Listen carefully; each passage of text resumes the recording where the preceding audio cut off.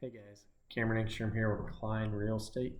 Make a little longer video this time, cover 5 different topics, jump around if you'd like to what interests you, or stick around for it all. Appreciate you watching either way. Let's get started with going over our topics. We're going to talk about spring cleaning on the outside of your house to increase that curb appeal, that pop.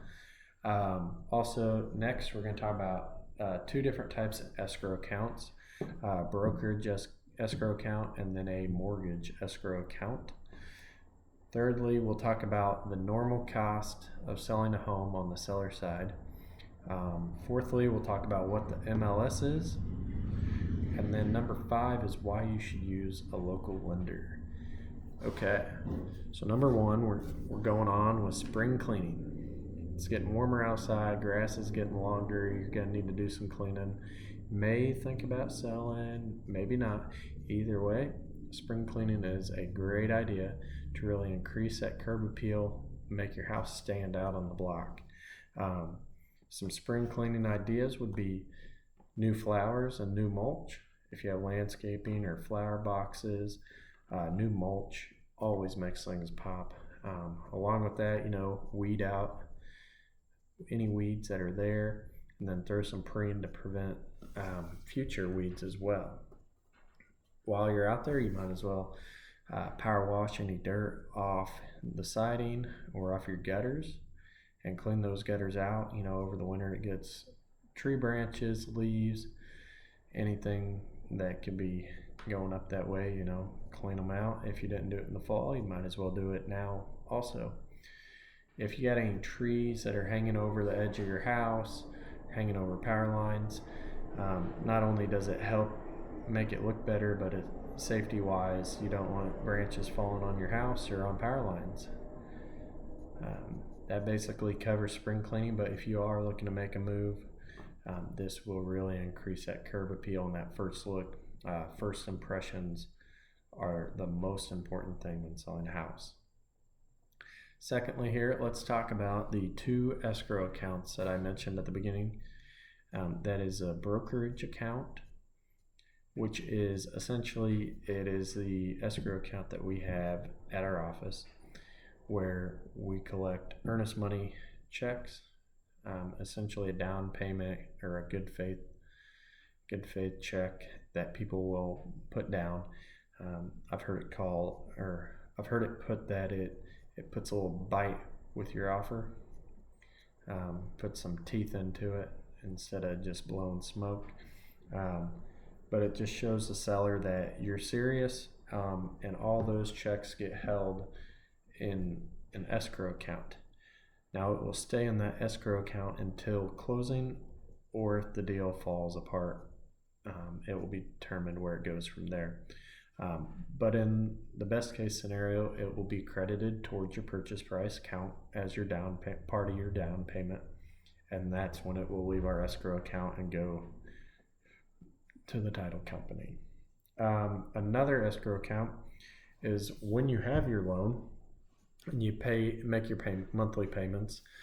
That usually most lenders have it set up to where it includes your principal, your interest, taxes, and insurance. All 4 of them are in the payment, but then out of that, your taxes and your insurance are pulled out separately and put into an escrow account, and then that makes your taxes and insurance payment whenever they're due, so you don't even have to worry about it. You just make the one payment, and then it's taken out of that escrow account later down the road.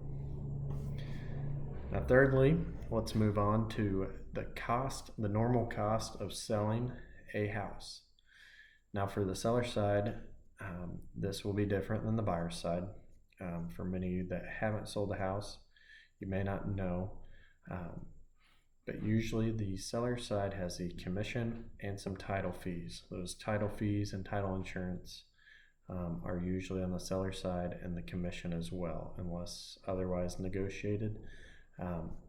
But that is the normal cost of selling, 7% commission, which covers both your agent and the buyer's agent, and then the title fees, which are roughly $1,000 to $1,500. That's a rough estimate. So you're looking at 7% plus that. Easy to round up to 8%. But that's on a normal deal. Things can change and be negotiated, but that's always a good estimate to go with. Now, let's move on to our next topic. What is the MLS, also known as a multiple listing system? I'm sure you've heard of the MLS this, MLS that, and you're probably kind of confused on what it is. All it is where us realtors and agents plug our listings in, and we all have access to it in real time. Multiple listings on this service. That's all it is. Zillow pulls off of there. Our Vincent's Realty website pulls off of the MLS. Realtor.com pulls off there. So all the listings you see are coming from the MLS. But that's just the side of it we see is the MLS side. And the public sees all the websites. Lastly, why should you use a local lender? Let's just say you are one of 3 or 4 offers on a house. We're still seeing multiple offers on houses, especially if they come on priced right. Within a day or two, you're getting multiple offers. Let's say you got somebody with an offer from German American or First Vincennes, somebody here in Vincennes that people know. Us realtors work with a lot of local banks. We know who we can call up there. Got them all on speed dial.